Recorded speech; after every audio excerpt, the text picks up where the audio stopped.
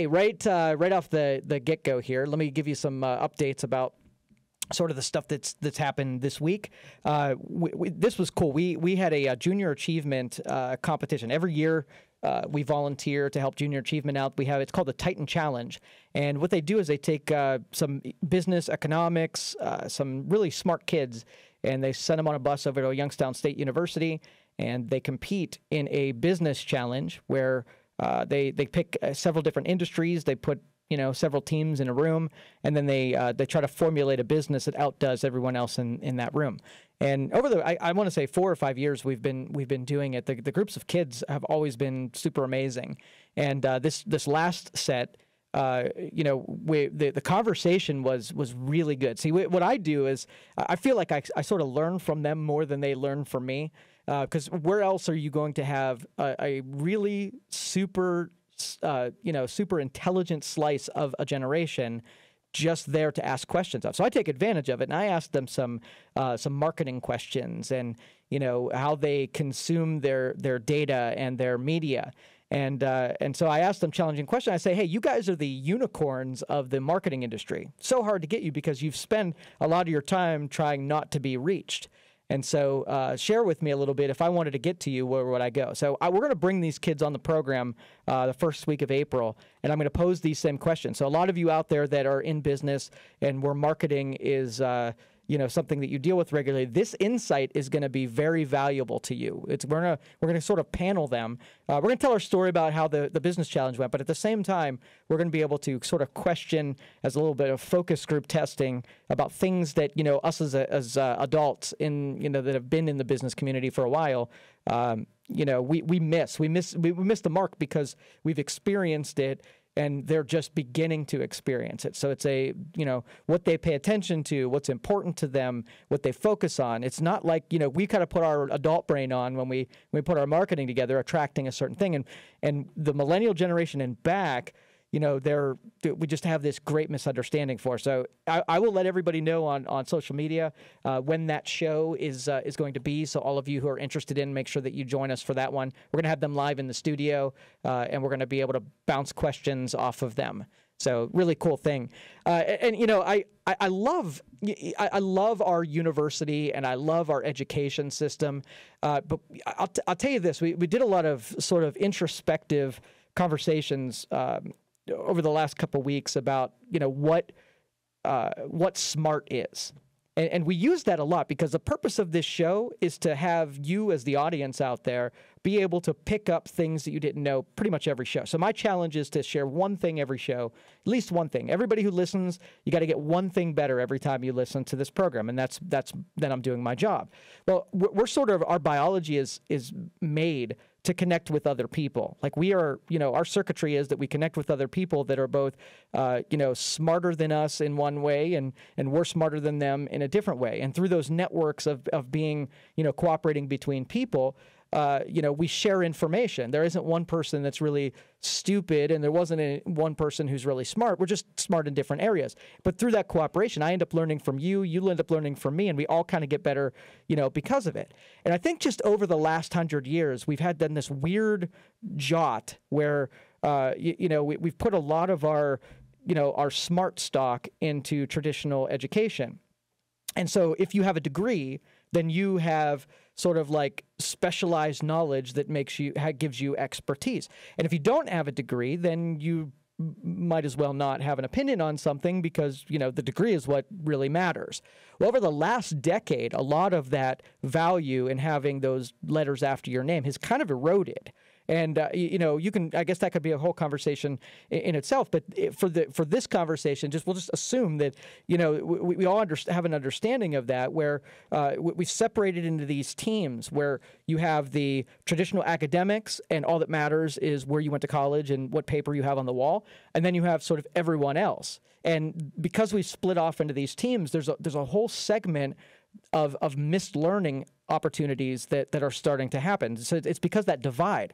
Well, we don't really put a whole lot of stock. When people come and interview for jobs with me, I love people that have degrees, BAs that come through, and people that have that have certifications and whatnot. That's valuable to me. That shows that you have,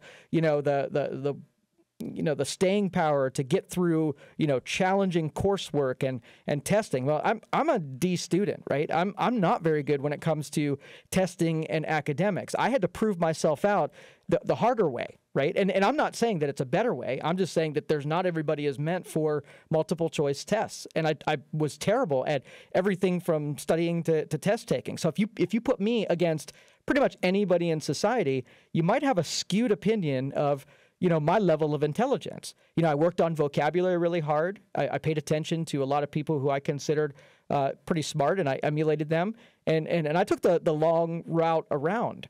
And I don't think if anybody did come up to me and challenge me, I think I would hold my own regardless if somebody had those letters at the end of their name. I think I've proven that over the last couple of months. But what I see is there's a whole bunch of people that didn't go that course that are really intelligent, that are really vulnerable to sharing what they know and having confidence in what they know because of that divide that we created. I think that's a real dangerous thing. And so, this program, the principle behind it is that we are all learners no matter what level we're at. And, we don't make it so that there's a hierarchy of someone's ahead of you so they are dominated by you. I'll tell you, one of the worst pieces of advice I ever got through the history of my lifetime, I was advised that people professionally don't hit their stride until they're in their 40s. So stupid me, I thought there was something to that. And all along my development, I really took my time, and I thought, oh, I'm almost 40, I'm going to get there. And when I get to be 40, it's not just some magical divide that all of a sudden made me know something I didn't know before. I was waiting for like an acceptance that wasn't really a thing. It was abstract. It was fake. But yet in my mind, I thought, I'm not going to be accepted by my peers.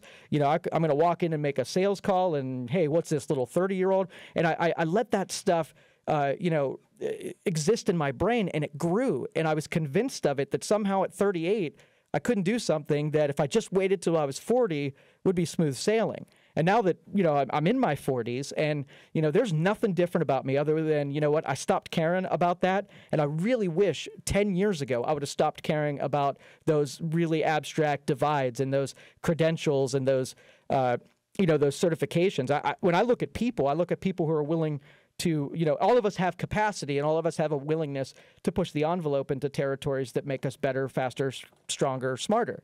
And it's one of those things where if you've got the desire to become smart, I see a lot of apathetic people. I see a lot of people that, see what the bare minimum is and they put their time in and then they work it and they're happy that way. And I don't begrudge anybody from following that pursuit. But I think when that becomes the normal, I think we really lack like intelligent people. We really lack people who have, drive that are solving big problems. I mean, you could take something really important to our survival or our existence, call it, climate change or pollutions or anything, right? You take any important problem that smart people should be working on every day, and then you put it through our normal filters of our societies. Guess what happens to those things? It becomes politicized, and we drop 90 IQ points. We don't deal with problems because when you deal with things in my world, it's about seeking out truth, right? All you're doing is you want to know what is and what isn't. Science is becoming a joke because of how much untruth we've accepted. It's more dogmatic than religion is accused of. And so you have this, we're going to not be able to, we're not going to be able to solve the most simple problems because however we're setting ourselves up and putting these, these lines of an inferiority where we just do not have the ability to cooperate. So let's just say I did jump on the bandwagon where I think, yeah, let's lower the emissions, right? So everybody believes that. Nobody thinks we should be dumping plastic into the water. Nobody thinks we should be pumping any extra carbon into the atmosphere. None of all of these other things are some, nobody's sign saying I'm pro-pollution. Nobody wants that, right?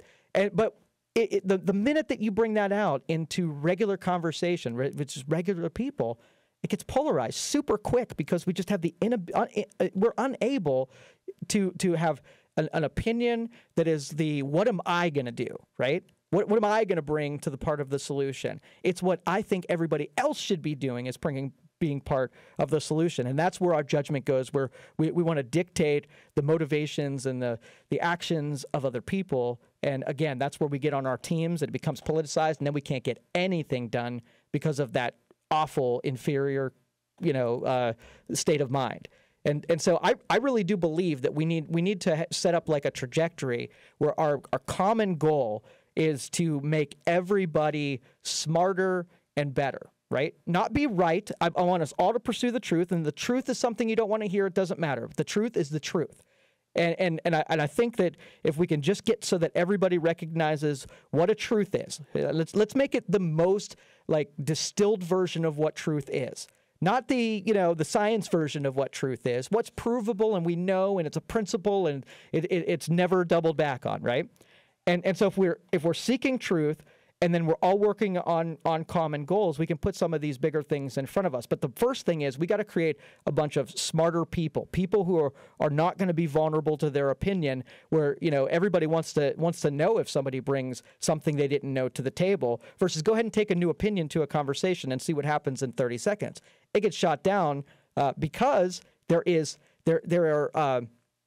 are acolytes, these people that these big problems, sort of the religious in the sense that they have these constituents who are followers of the doctrine. And so if you bring new information to it, it's not like, oh, you know what?